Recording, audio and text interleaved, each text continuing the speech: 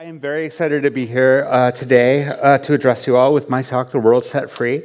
This is actually my second time in Melbourne. I spoke at RubyConf Australia 2015, you remember. And 2015, that's before many of you were actually born. So it was also my first time speaking at an international conference, so I'm super happy to be back here. I gave a talk called Pre-Factoring, Getting It Closer to Right the First Time, and I did make a joke about drop bears, and I apologize that it took the organizers 8 years to forgive me and invite me back, but anyway, here we are. Okay, like I said, my talk is called The World Set Free, and I'm very excited about this talk. This is a brand new talk. This is the second time I've given the talk. I was actually invited to speak at Los Alamos National Lab in New Mexico, which we're going to be talking about a little bit. This is the home of the Manhattan Project. Manhattan Project, of course, developed the atomic bomb as part of World War II. And when they invited me, I'm like, they want me to give a talk about ethics at the place where the atomic bomb was developed. And I honestly went back and forth on it quite a bit, and I finally landed on like, well, maybe these are the people who need to maybe have this perspective. So I wrote the talk for them, and I've adapted it for this audience here, and I'm super, super excited to share it with you. Y'all got my bio, and I'm pretty happy with that. I do want to say, my partner works in academia. They're a professor, and when they do research or writing, they do something called a positionality statement. And a positionality statement basically establishes the author's identity in society as it relates to a particular topic. So I thought I would also give my own positionality statement here, so you kind of understand where I'm coming from. So as our wonderful host MCs said, I've worked for over a decade to promote the ideals of equity and justice in tech. And I have experienced firsthand that the status quo has a very strong immune system and punishes people who dare to challenge it. Because of the audacity of my work and the intersection with my identity as being queer and trans, I've been the victim of extremes of online and offline harassment, including being targeted by right-wing news media, being repeatedly doxxed, and receiving incredible and terrifying death threats. My intention in being here today and giving this talk is to employ a historic and literary lens to explore the question of whether we, as technologists, have an ethical responsibility for the technologies that we bring into the world. So today, I'm going to tell you about the future. And the future starts in 1913. In 1913, the value of world trade reaches roughly $38 billion. And that's remarkably close to another $40 billion that lots of people have been talking about recently, right? In 1913, the Marconi Company initiated duplex transatlantic wireless communication, meaning that send and receive at the same time, like the way that telephones work, first time. Charles Fabry and Henry Besson discovered the ozone layer, which of course we would declare war on in the 80s and 90s.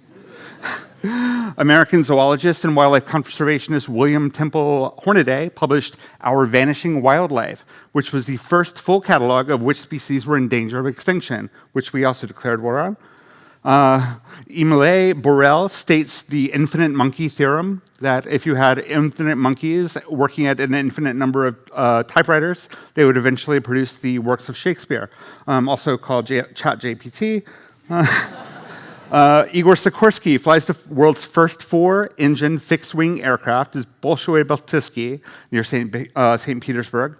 Ford Motor Company in Highland Park near Detroit, Michigan becomes the first automobile production facility in the world to implement the moving assembly line. October 31st, the Lincoln Highway, which is the first automobile road across the United States, is first dedicated.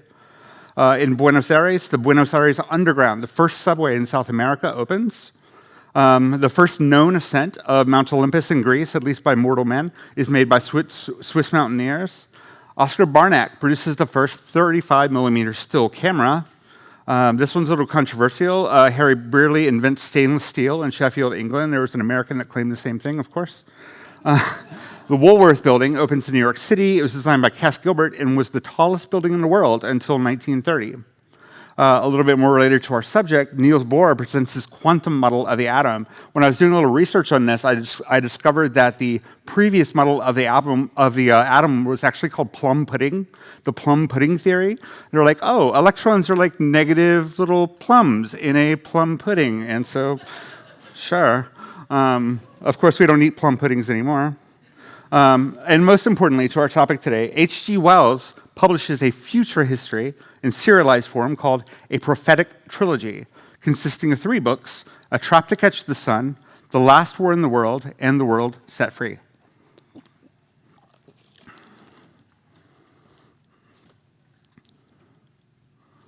Quoting from the book, "The thing they sought, all unwittingly, was the snare that will someday catch the sun."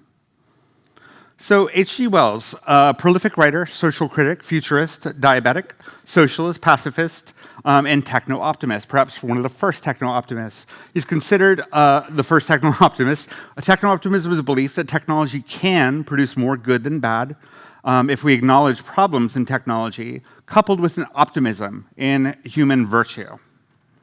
So H.G. Wells believed that it was possible, through the use of what he called inductive history, to chart the possibilities of the future and push people toward making sensible uses of those possibilities.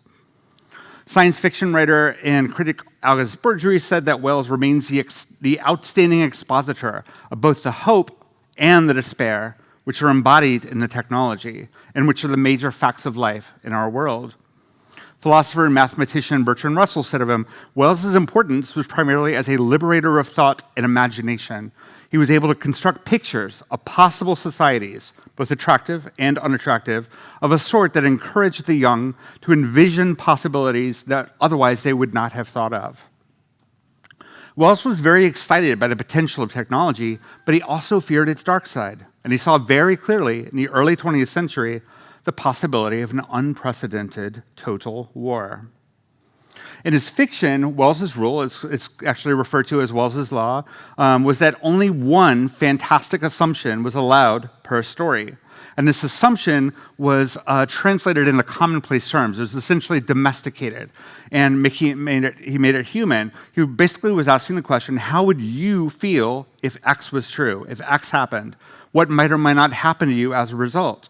And this was a way of incorporating humanity into a vision of a technological future. And a frequent theme of Wells' work is the notion of the mastery of power and energy through technological advance.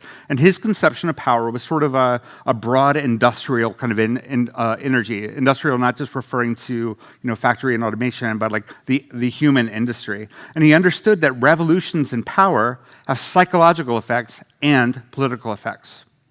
So in his 1913 book, The World Set Free, he predicted that humanity would develop destructive nuclear weapons, perpetuate a devastating global war.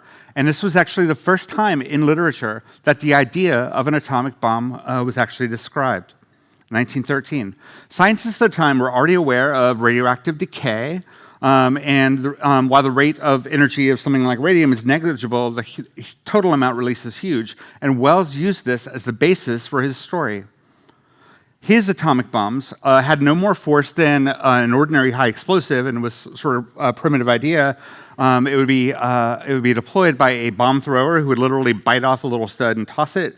They consist of lumps of pure carolinum that induce a blazing, continual explosion. So his conception was a 17-day-long explosion that sort of sat in place and exuded these very damaging and destructive rays. And he wrote, "Never before in the history of warfare had there been such a weapon. These atomic bombs, which science burst upon the world that night, were strange even to those who made them."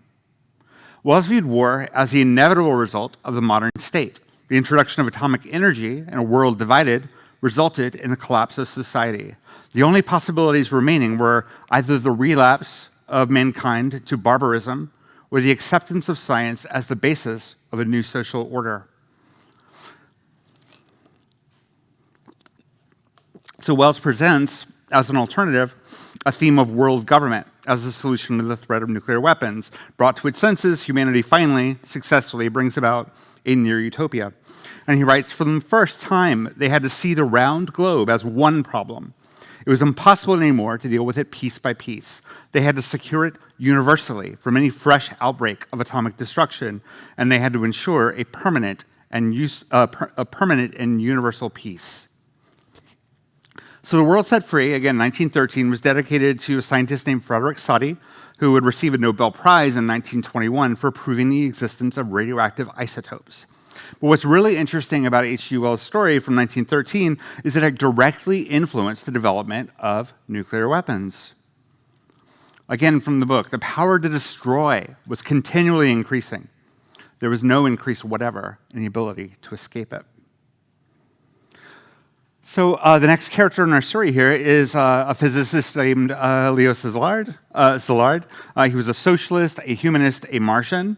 Martian being a group of prominent Hungarian scientists and mathematicians of Jewish descent who fled Europe for obvious reasons in the early 1900s. He wrote his PhD thesis on Maxwell's demon, which is a thought experiment that would hypothetically violate the second law of thermodynamics, and actually tied that to the nascent field of information theory. In 1960, he warned that a sufficiently large bomb rigged with specific but common materials could annihilate mankind.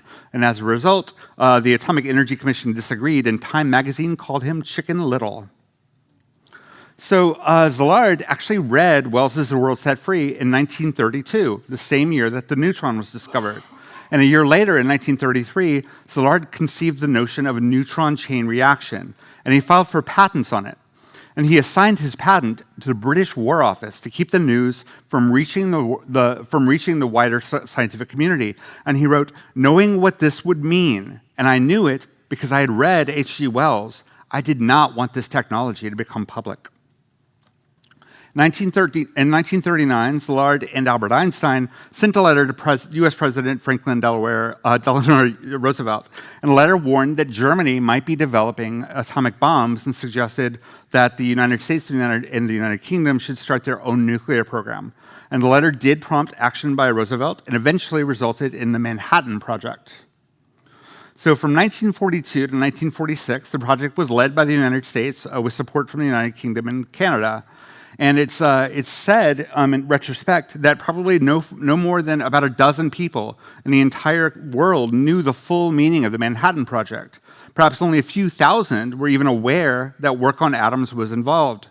And in fact, more than 100,000 others that are employed with the project worked like moles in the dark, not knowing exactly what it was that they were contributing to. There's this notion of modularity, which we have today, and modularity being a way of like insulating yourself from the impact of what you're actually doing. So Szilard was one of the few dozen that did know what the project was about. He was kind of a hard to control, we'll say. He was very dismissive of security rules. He constantly asked difficult ethical questions about what was happening, and he insisted on open debate among the scientists who were working on it. And this almost led General Groves, who was the head of the Manhattan Project, to incarcerate him for the duration of the war. But he was too valuable. So, of course, the work continued, and in July 1945, the Trinity test demonstrated the success of the project with the world's first detonation of a nuclear weapon.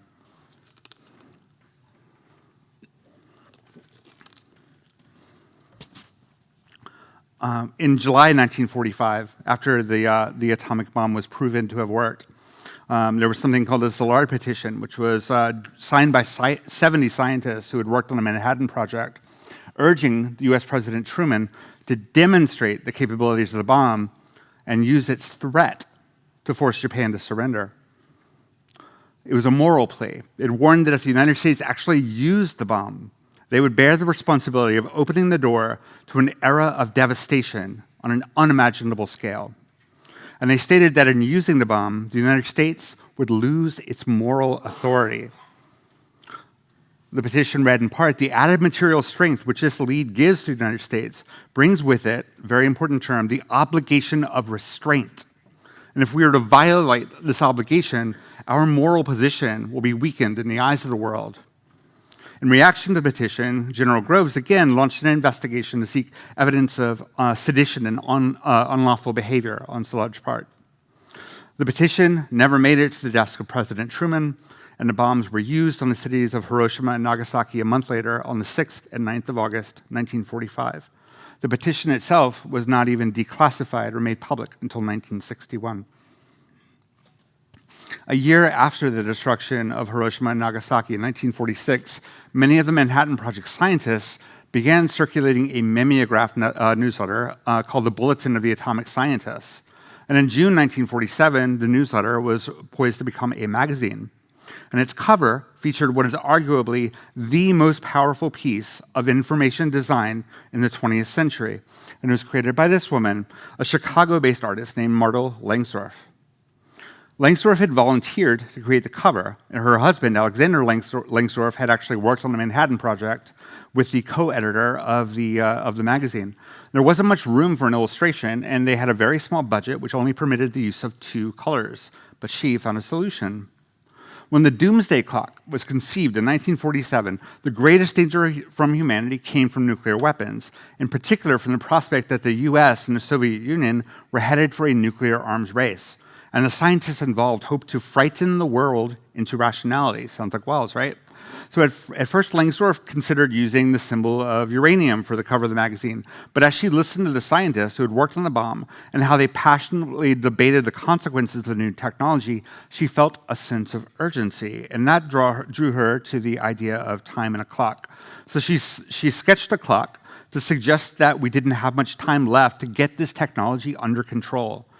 And she actually sketched it on the back of the back cover of a bound copy of Beethoven's piano sonatas. So Wells had the idea of the necessity of a world government in a post-atomic war age. And while his utopian ideal never actually came to full fruition, some of the aspects of it certainly did. International agencies sprung up after World War II in the hopes that some kind of international framework would keep world war from happening again. We saw Bretton Woods, the IMF, NATO, the European Union, and the United Nations. These were steps toward a more peaceful and organized world society that Wells had envisioned. And following World War II, Wells started a campaign for universal human rights, championing an effort that eventually led to the United Nations Universal Declaration of Human Rights in 1947, which we're going to hear just a little bit more about later.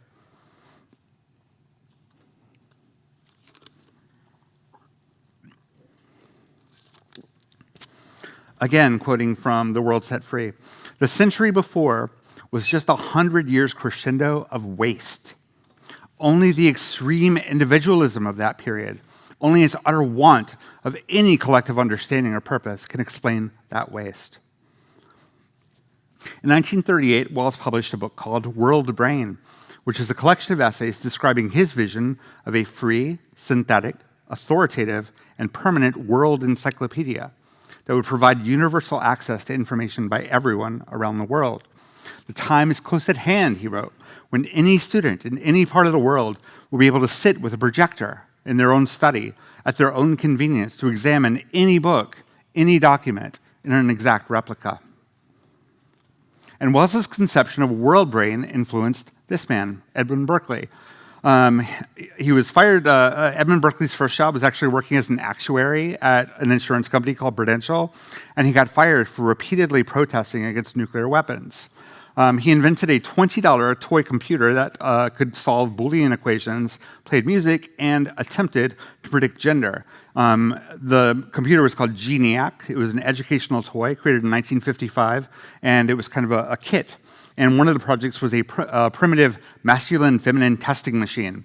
And the user was asked to answer 5 questions related to gender, such as, which would make a better toy for a child, an electric train or a doll with complete wardrobe?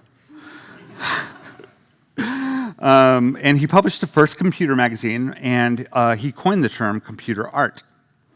In 1949, Berkeley published a book called Giant Brains, or Machines That Think, which was the first popular book on electronic computers, and it contained plans for a personal computer called Simon, which could be assembled for about $600 in common parts. And Simon was the first conception of a personal computer.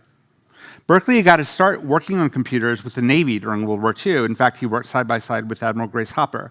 One of an important part of his biography as well is that he co-founded the Association for Computing Machinery in 1947. And the organization's charter is to foster the open exchange of information and promote the highest professional and ethical standards.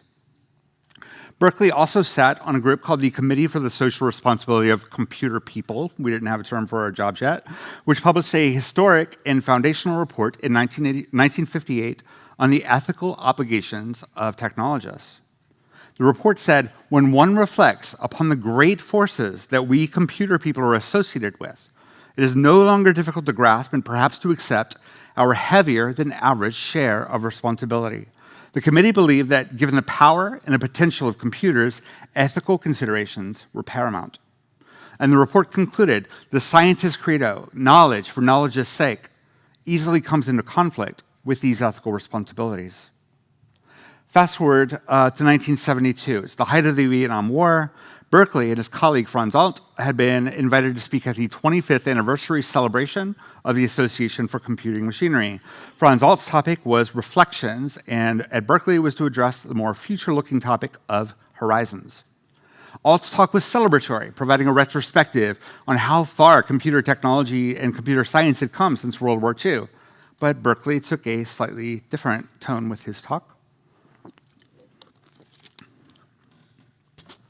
Berkeley told the audience that anyone who is working to further unethical uses of computers, including the use of computers in developing weapons technology, should quit their jobs. He called out members of the audience by name. Many of his colleagues were so upset by his comments that they stood up and walked out in the middle of his speech. And Admiral Grace Hopper was among those who left. Berkeley concluded his speech by saying it was a gross neglect of responsibility that computer scientists were not considering their impact in terms of social, societal benefit or harm. This is Lelia Green, and she is one of my favorite and most quoted researchers and writers. She studies the effects of the digital age on society, its structure, and policy creation. She's the author of a book called Technoculture, From Alphabet to Cybersex. She studied ethical responses to conflicts between online and offline communities, and very famously did ethnographies of virtual worlds, medical patient forums, and online BDSM communities.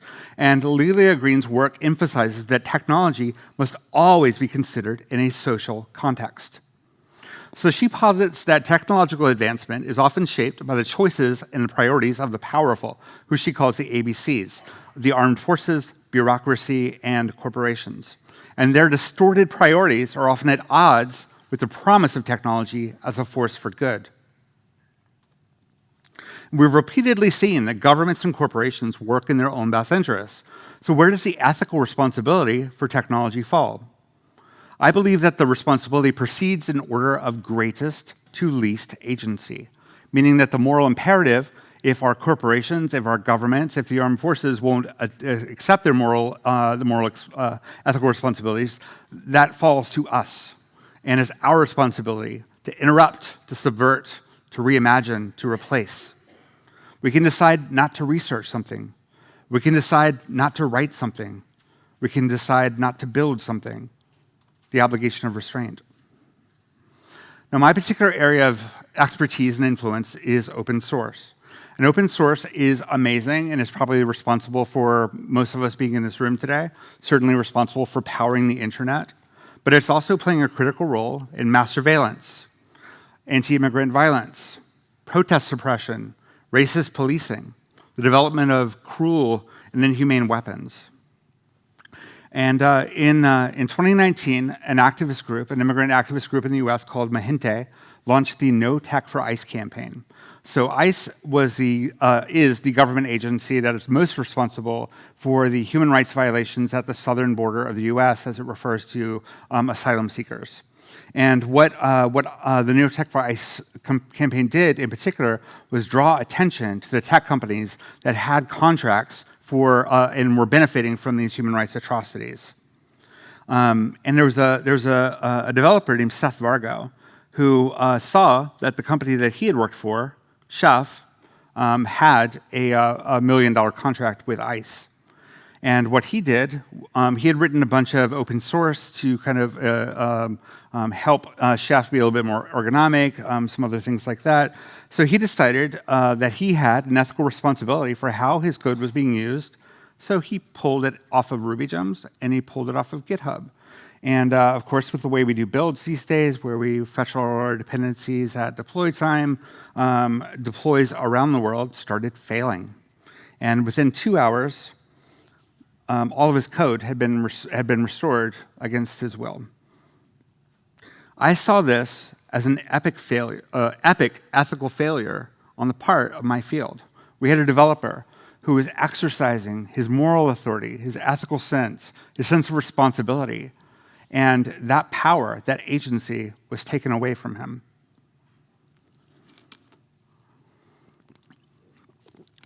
Two weeks later, I wrote the Hippocratic License. It caused quite a stir. It led to Eric Raymond being kicked out of his own organization. Bruce Perens wrote a kind of scathing, patronizing, infantilizing post about it. And what the Hippocratic License was trying to do was draw attention to this issue of like the fact that with open source licensing as it exists today, developers, creators, open source communities have no agency over the way their work is being used. And over the past few years, we're actually up to the Hippocratic version 3. It derives its ethical standards from the United Nations Declaration of Human Rights, the International Covenant on Economic, Social, and Cultural Rights, the International Covenant on Civil and Political Rights, and the International Labor Organization. And Hippocratic License 3 for donoharm.dev is also modular. So each of the specific components that address specific areas of human rights concern, for example, environmental justice, extractivism, labor rights, can be assembled into a license that best suits a particular open source community's context and challenges. And the attention and debate that HL1 caused led to the founding of the Organization for Ethical Source in 2021.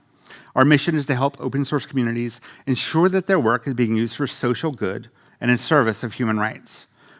Beyond licensing, we develop other tools and standards to promote fair, ethical, and equitable outcomes for everyone who contributes to open source, benefits from open source, or is impacted by open source technologies. And I'm inspired to see a resurgence of interest in techno-optimism, especially from young people. This is Jasmine Sun. She's a creator of Reboot and publisher of Kernel Magazine, which I cannot recommend strongly enough. And in issue 1 of Kernel Magazine, she wrote an article called Take Back the Future, the Progressive Case for Techno-Optimism. She writes, extreme techno-pessimism absolves technologists of using their skills for good, absolves them of using technology's speed and scale to empower people. She quotes sci-fi author Ted Chiang. Most of our fears or anxieties about technology are best understood as fears or anxiety about how capitalism will use the technology against us. So the challenge is to disentangle the two.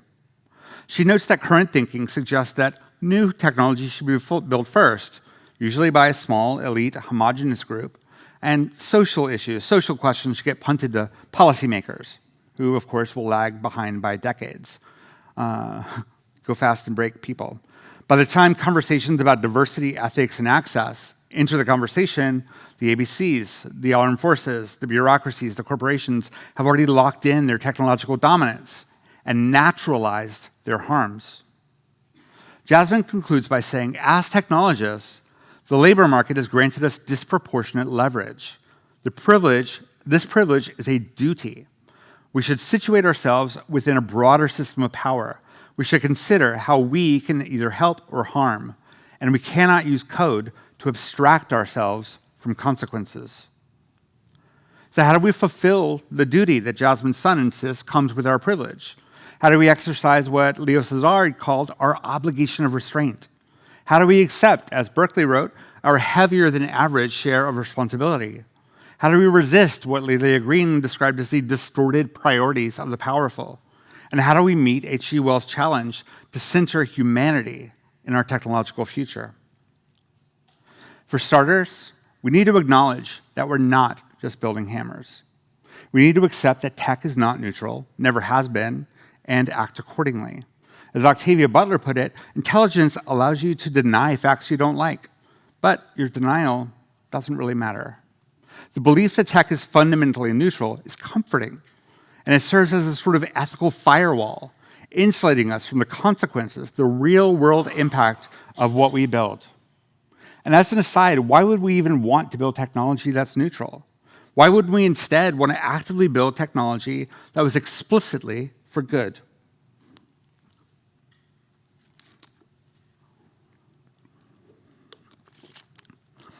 Quoting once more from H.G. Wells, and this is at this particular part in the book, it's post universal world government, it's post peace. And one of the engineers of this near utopia writes, "The bulk of activity in the world no longer lies with necessities. The majority of our population now consists of artists and poets." In The World Set Free, Wells describes a future in which energy is endless, where industry is no longer central to human society, where abundance sets us all free, where we can all be artists and poets. And that is the future that I'm asking you to imagine. That is the future that I'm asking you to build toward. And that is the future that today I dare to predict. Thank you.